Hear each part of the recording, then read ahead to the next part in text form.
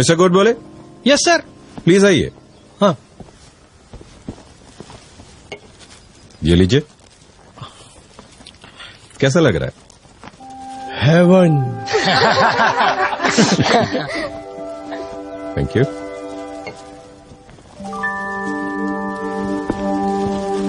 ये छोटा सा सुख था। मिस्टर नचिकेत। Yes sir. आपने मुझसे कहा था कि आपका सपना है कि हमारे ही ऑफिस में काम करने वाली मिस म्हात्रे से आपका रिश्ता जुड़े। Sir. No, don't get embarrassed. Miss Mhatre भी ऐसा ही चाहती हैं। हाँ? Miss Mhatre please.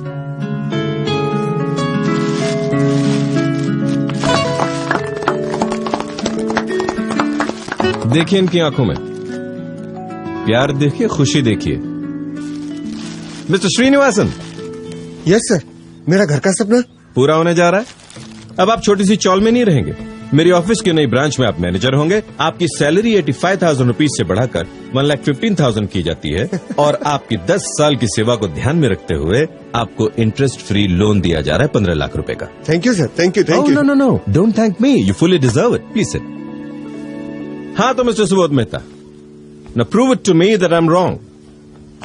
ये सब लोग जो इस समय अनुभव कर रहे हैं सुख का, वो सुख नहीं, ये भ्रम है। Prove it.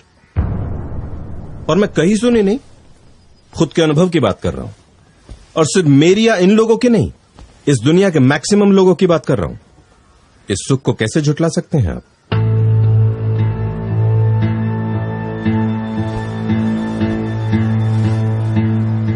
सुबोध बेटा, महेंद्र जो कह रहा है उसे समझने की कोशिश कर और मेरे साथ चल। मेरी कंपनी अभी भी तेरा इंतजार कर रही है बेटा।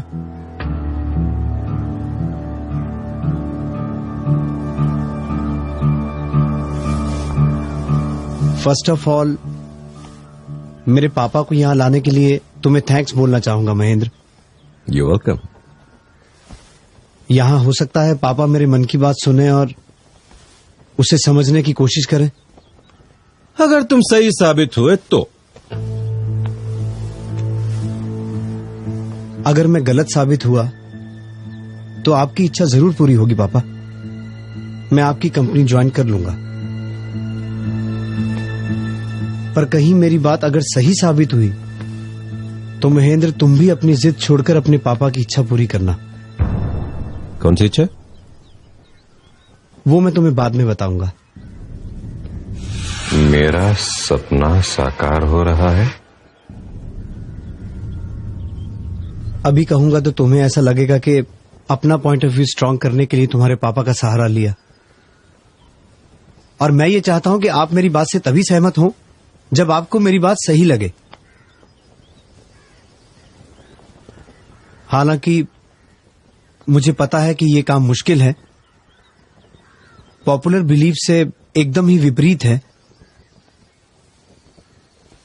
और मेरी बात सही लगे तो भी शायद अच्छी ना लगे, ऐसे भी चांसेस हैं।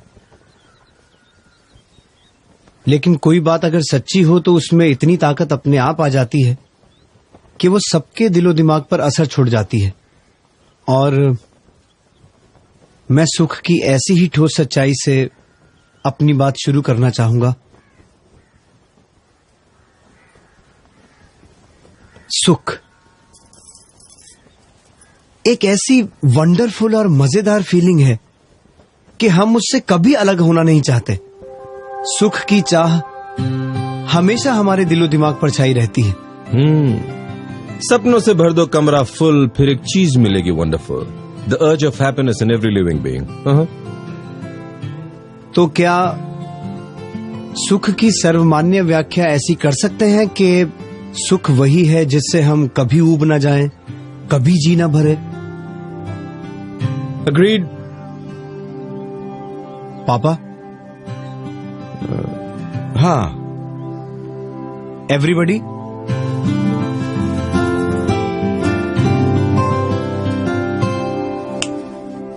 सॉरी सर, सॉरी, वो बस बिगड़ गई, फिर मैं चल कर आया और धूप इतनी तेज थी कि। एक मिनट भाई, आप जरा यहाँ आएंगे? भाभी 2 गिलास शरबत मिल सकता है? हाँ। ऐसा शरबत जो मन को ठंडक दे, सुख दे। अब ये एक शरबत आपके लिए है और एक शरबत आप यहां आएंगे प्लीज। अब ये दोनों एक साथ एक जैसा शरबत पिएंगे please.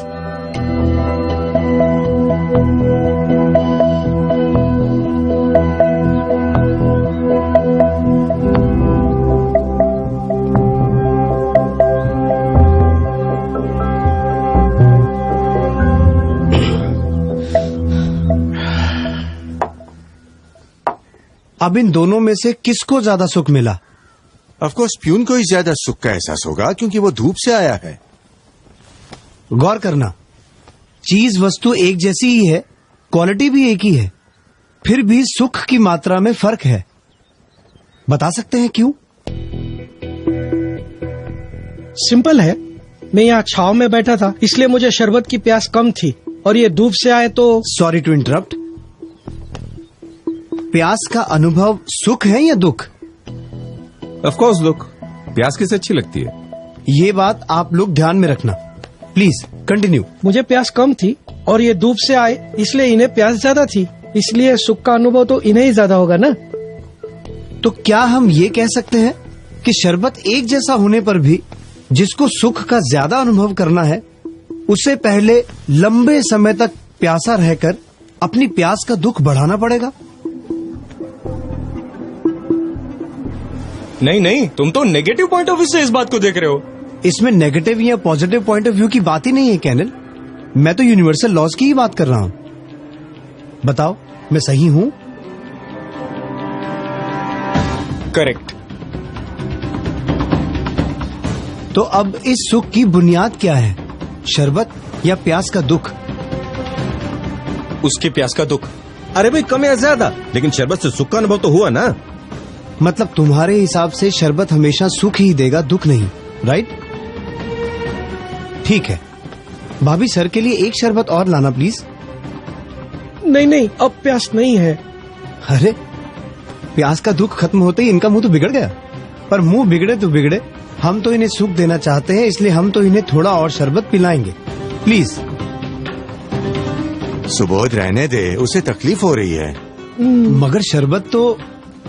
Okay okay, I am convinced. मतलब जितना प्यास का दुख उतना ही सुख, उसके बाद तो उल्टा उसी से दुख। इनका बिगड़ा हुआ मुंह हम सबने देखा, राइट महेंद्र? ठीक है, आप लोग जाइए, थैंक यू। अब आप मिस्टर जिनका चौल से फ्लैट में शिफ्ट होने का सपना है, यहां और कोई है जो झोंपड़े में रहता है? हाँ, मैं। आप खुश हैं झोपड़े में? नहीं साहब, घर एक हो पर घर पक्का हो, इसीलिए मेहनत कर रहा हूँ। तो जब तक घर पक्का बन नहीं जाता, उसकी इच्छा आपको सुख देती है या दुख? दुख। बैठिए। अब बताओ महेंद्र, इच्छा में सुख है या दुख? ओके। अब और कोई जो फ्लैट में रहता हो लेकिन बंगलों में जाना चाहता हो? Sir, me and I am also working very hard for it. तो अब बताओ, किसको ज्यादा सुख मिलेगा? तीनों को अलग अलग घर चाहिए, तीनों उसके लिए पूरी मेहनत भी कर रहे हैं। एंड जस्ट इमेजिन कि उनको अपना मनचाहा घर मिल जाता है, तो घर में पहला कदम रखते ही सबसे ज्यादा सुख किसको मिलेगा? भाभी? तीनों को एक जैसा ही सुख मिलेगा। क्यों? घर की क्वालिटी और घर की कीमत तो अलग अलग है। हाँ, फिर भी तीनों की चाह तो एक जैसी है ना, तो सुख भी एक जैसा ही मिलेगा। मतलब घर की क्वालिटी अलग अलग, फिर भी घर पाने की इच्छा और मेहनत की पीड़ा एक जैसी होने की वजह से पीड़ा के शमन का आनंद भी एक जैसा। हाँ, लेकिन घर सुख तो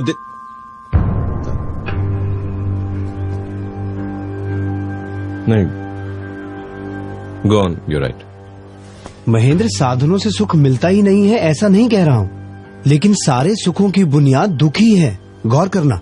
नाउ मिस्टर आशिक, सॉरी, आपकी पर्सनल लाइफ में मुझे दखल नहीं देना चाहिए, पर क्या ये प्यार वाला अनुभव आपको पहली बार हुआ है? हिचकिचाइए मत। देखिए, रिलेशन में जितनी ऑनेस्टी होगी वो उतना मजबूत बनेगा। बोलिए। जी, इससे पहले मेरा एक अफेयर था। तो क्या उस वक्त भी आपको ऐसी ही फीलिंग हुई थी? हाँ। या फिर इससे भी अच्छी, क्योंकि वो फर्स्ट लव था? शायद, हाँ। सॉरी, थोड़ा और इंटरफेयर कर रहा हूं, लेकिन क्या आपको भी हर प्रेमी की तरह अपनी गर्लफ्रेंड के साथ मिलना, लंबी लंबी बातें करना, साथ घूमना फिरना, साथ रहना अच्छा लगता था? हाँ। और जब ब्रेकअप का समय आया तो एक वक्त ऐसा भी आया होगा कि जिस गर्लफ्रेंड के साथ आपने सुख की कल्पना की थी, अब उसकी प्रेजेंस भी आपको इरिटेट करती हो? मगर वो नहीं, आपके ब्रेकअप के जेन्युइन रीजंस होंगे। आप पर डाउट करके आपकी छवि को बिगाड़ना मेरा उद्देश्य नहीं है। मैं सिर्फ इस बात में सुख कहां से ओरिजिनेट हो रहा है ये ढूंढने की कोशिश कर रहा हूं। तो वो इरिटेशन वाला स्टेज आया था आपके रिलेशन में? हाँ। Thank you. सॉरी। यानी क्या हम ये कह सकते हैं पापा कि यहाँ व्यक्ति वही, एक्टिविटीज वही, लेकिन मन बदल गया तो उसी व्यक्ति का मिलन अब दुख का कारण बन गया? हाँ। अब एक और उदाहरण देता हूं सुख का। साधन छोटा फिर भी सुख बड़ा। महीने में 3,000 रुपए कमाने वाले मजदूर को 50,000 की लॉटरी लग जाए और महीने में 10 लाख रुपए कमाने वाले आदमी को 1 लाख की लॉटरी लगे, तो कौन ज्यादा खुश होगा? ऑफकोर्स मजदूर, क्योंकि 50,000 रुपए उसके लिए बहुत मायने रखते हैं, जबकि दूसरे आदमी के लिए 1 लाख रुपए इतनी बड़ी रकम नहीं है। करेक्ट। यानी कि गरीब आदमी जो उस 50,000 के लिए खून पसीना बहा रहा था, मेहनत मशक्कत कर रहा था, उसके लिए झुलस रहा था, उसे उतना सुख मिला। लेकिन श्रीमंत आदमी की तड़पन 1 लाख रुपए जितनी छोटी नहीं थी। उस बेचारे को तो शायद 50 लाख रुपए मिलते तब जाकर सुख मिलता। राइट पापा?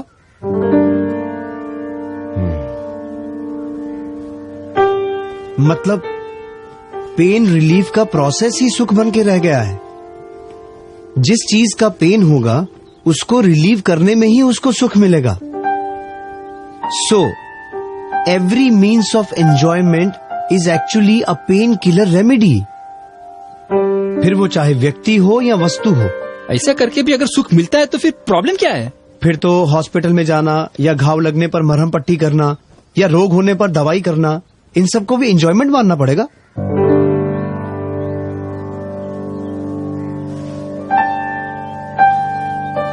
अब एक उदाहरण और देना चाहता हूं, जहां व्यक्ति एक है, चीज एक है, पर सुख अलग अलग है। वो सर कहां है जिन्हें रसगुल्ले में हेवन दिखा? Yes sir. लीजिए। हाँ।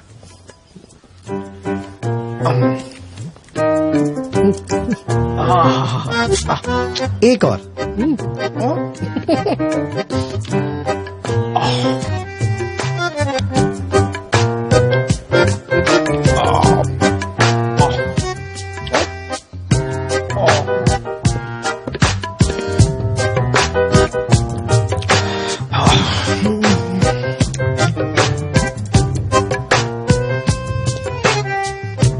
एक और लीजिए। नहीं बस। प्लीज। एक और। नहीं साहब, उल्टी हो जाएगी। श्योर? नहीं चाहिए? नहीं सर। ठीक है, थैंक यू। आप बैठिए।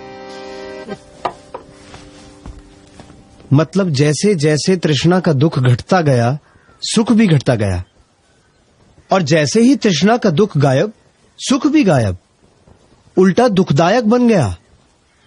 इससे प्रूव होता है कि सारे भौतिक सुख वस्तु आधारित या व्यक्ति आधारित नहीं, बल्कि दुख आधारित होते हैं। अगर भौतिक सुखों को पाना है तो पहले दुखों को जमा करना पड़ता है, प्यास और तृष्णाओं में झुलसना पड़ता है, तब कहीं जाकर उस दुख को हल्का करने का प्रोसेस एंजॉयमेंट बन पाएगा।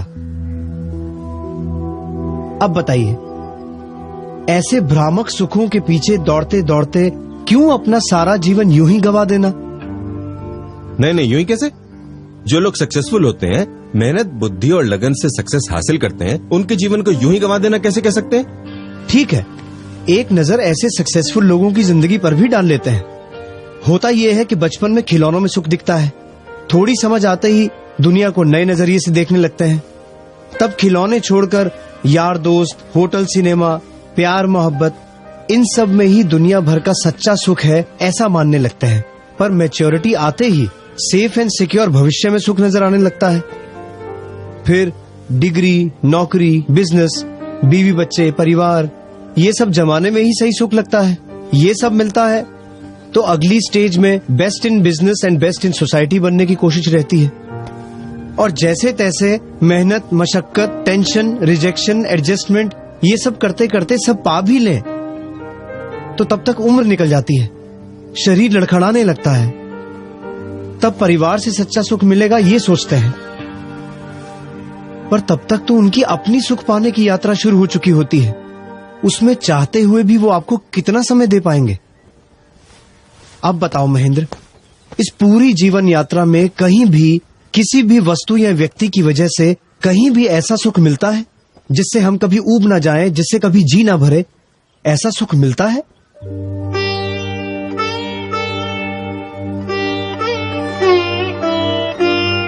मिलता है तो जिंदगी के हर मोड़ पर सुख के मायने क्यों बदल जाते हैं?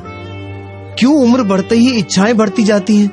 प्रॉब्लम यह है कि हम सुख की भ्रमणा से प्रेरित होकर दौड़ते ही रहते हैं और अंत में अनंत इच्छाओं से पैदा हुए दुख के ढेर पर सुख का इंतजार करते बैठे रहते हैं। और महेंद्र, ये भी कही सुनी नहीं बल्कि अनुभव की बात कर रहा हूँ। वो भी सिर्फ मेरी तुम्हारी नहीं बल्कि दुनिया के मैक्सिमम जीवों की बात कर रहा हूँ।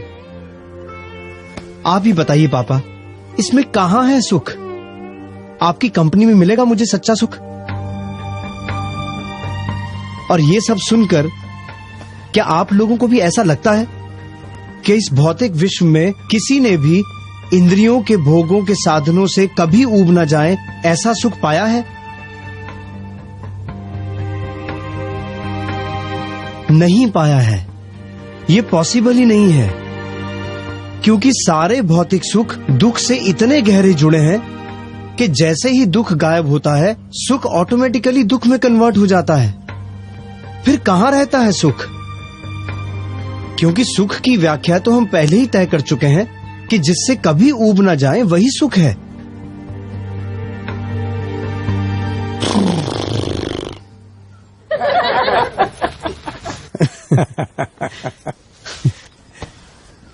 आई नो बाबू भाई, तकलीफ होती है। अच्छा नहीं लगता जब कोई आपके जीवन भर के बिलीफ को तोड़ दे, झुठला दे। पर सच को नजरअंदाज करोगे तो बेवकूफी होगी। I know it is difficult. हमारी बुद्धि उसे मान भी ले, लेकिन ईगो उसे स्वीकारती नहीं है। पर भ्रमणाओं में जीने में नहीं, सत्य को स्वीकारने में ही समझदारी है। He is right. ये हाइला, महेंद्र बाबूजी बोले। बाबूजी, अरे सुबह, thank you very much, thank you very much. अरे वाह, चमत्कार हो गया। बापूजी,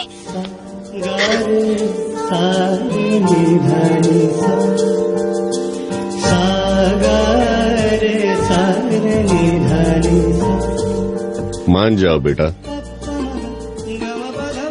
वरना मेरी जैसी हालत होगी। ये देखो भाई, आपका नाम भूल गया हूँ, आपकी बातें याद है। हमारे बीच हुई बहस की एक एक बात याद है। सक्सेस के नशे में जिस सत्य को नकारा था, बुढ़ापे और बीमारी में वही सच अनुभव बनकर मेरे सामने आया। उस वक्त खुले हृदय से इस बात को स्वीकार लेता तो आज शायद ये नौबत ही नहीं आती। खैर, मैं चाहता हूं कि जो गलती मैंने की वो मेरे बच्चे ना करें और अपने जीवन को पशु समान बनाकर ना गंवाएं। क्या आप मेरा इतना काम कर सकते हैं? मेरे बच्चों को वही बात समझा सकते हैं जो आपने मुझे समझाई थी? प्लीज।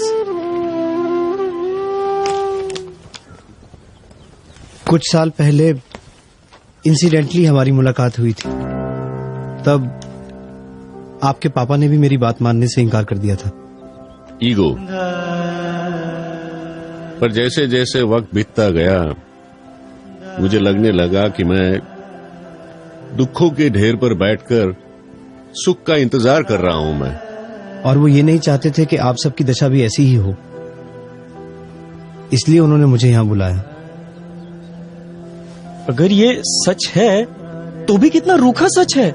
सब छोड़ दो, संसार छोड़ दो, सब झूठा है, मोह माया है। तो क्या सच है? सुख कहाँ है? I mean, करना क्या है? मैंने पहले ही कहा था कि मेरी बात सच्ची लग भी जाए तो भी अच्छी नहीं लगेगी, क्योंकि सच्चे सुख का स्वाद चखा नहीं अब तक। एक चेन स्मोकर सिगरेट छोड़ेगा तो कुछ दिन तक आकुल व्याकुल हो ही जाएगा, कहीं मन नहीं लगेगा उसका। ऐसा ही है ये। जन्मों जन्म से सुख की भ्रमणा को ही सुख समझने की आदत पड़ चुकी है। बिलीव मी, जिस दिन सच्चे आत्मिक सुख की अंश मात्र भी अनुभूति हो जाएगी, ये सारे सुख आपको फीके लगने लगेंगे। असल में ये बात रूखी नहीं है, आप जिसे सुख समझते हैं वो रूखा है, इनफैक्ट डेंजरस है। कितने संघर्षों के बाद क्षण भर का सुख और सहनी पड़ती है युगों की यातना। बार बार लगातार जीवन और मृत्यु की पीड़ा, कीड़े मकोड़े घास फूस बनकर पैरों तले रौंदे कुचले जाएंगे। पेड़ पौधे बनकर सर्दी बारिश धूप सहते हुए सालों तक एक ही जगह जबरदस्ती खड़े रहना पड़ेगा। कुत्ते बिल्लियों वन्य प्राणियों की तरह हर पल अपने सर्वाइवल के लिए संघर्ष करना पड़ेगा। असह्य दुखों से भरे नरक का मुंह भी देखना पड़ेगा। सारी की सारी योनियों में बार बार लगातार जीवन और मृत्यु की पीड़ा हो, क्या ऐसा सुख डेंजरस नहीं है? अरे वास्तव में तो यहाँ दुखों को छोड़ने की बात है, सब कुछ छोड़ने की नहीं। ईर्ष्या को छोड़ना है, मैत्री को पाना है। क्रोध छोड़ना है, क्षमा को पाना है। भय चिंता छोड़कर स्वस्थता और निर्भीकता को पाना है, क्योंकि सचमुच में तो यही सब अंदर के दुख हैं। लेकिन इन सब सुनहरी बातों से अंत में क्या पाना है? आनंदमय जीवन को ही पाना है। धर्म शास्त्रों के सहारे जीवन दिशा को ढूंढे तो आत्मा के गुणों का ऐश्वर्य, परम तृप्ति और निर्दोष आनंद की ओर यात्रा शुरू हो जाएगी। कैसा हो अगर सुख किसी वस्तु या व्यक्ति पर आधारित ना हो, अपना हो, अपने अंतर से उभरता हो। कैसा हो अगर सुख किसी काम, क्रोध, अहंकार और अपेक्षाओं की भ्रमणाओं के आधार पर ना हो, सच्चा हो, सहज हो, बिना किसी प्रयत्न के हो। कैसा हो कि सच्चा सुख क्षणिक ना होकर सतत हो, निरंतर हो। ऐसा सुख मिले जिससे कभी ऊब ना जाओ। रसगुल्ला हो या राज संपत्ति, आदमी उससे ऊब ही जाता है, फिर आगे किसी और चीज में सुख ढूंढने की कोशिश करता है। लेकिन हमारी आत्मा में ऐसा सुख हो जिससे कभी जी न भरे, जहां कोई शंका कुशंका द्विधा नहीं, पर कंप्लीट क्लैरिटी है। जहां कोई डर भय चिंता नहीं, बल्कि आत्मा की निर्भय स्थिति है। और क्या कहूं ऐसे सुख के बारे में जिससे आपको ये सुख रूखा न लगे। ऐसा सुख सचमुच में होता है? I mean, हम इसे पा सकते हैं? हाँ, 100% होता है। आपको क्या लगता है, शास्त्रों की अनेक शाखाओं के पारगामी हमारे ऋषि मुनि सालों तक तपस्या क्यों करते थे? अपने शरीर को पीड़ा देकर भी जंगलों में, पर्वतों की गुफाओं में ध्यान मग्न क्यों रहते थे? पागल थोड़ी थे कि घर बार संसार छोड़कर यूं ही चले गए। वो तपस्या कर रहे थे संपूर्ण सुख पाने के लिए, मोक्ष का सुख पाने के लिए। और इन सुखों को प्राप्त करने से आपको भी कोई नहीं रोक सकता। जरूरत है साधना की, क्योंकि अभी अगर पुरुषार्थ नहीं करोगे तो उम्र के आखिरी पड़ाव में कीमती मनुष्य भव यूं ही व्यर्थ गवा देने की निराशा का सामना करना पड़ेगा। और मनुष्य भव के अलावा बाकी किसी भव में ज्ञान पाने की संभावना रेयर या नहींवत है।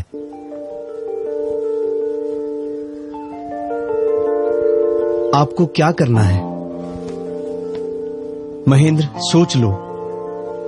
मोक्ष नाम की वंडरफुल चीज चाहिए या इसी दुख आधारित सुख की भ्रमणा में ही जीते रहना है?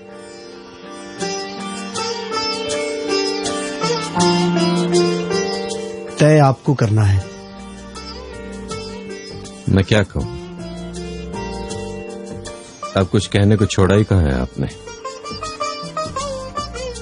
ऑब्वियसली सॉरी बोलना तो बनता ही है। सो आई एम सॉरी।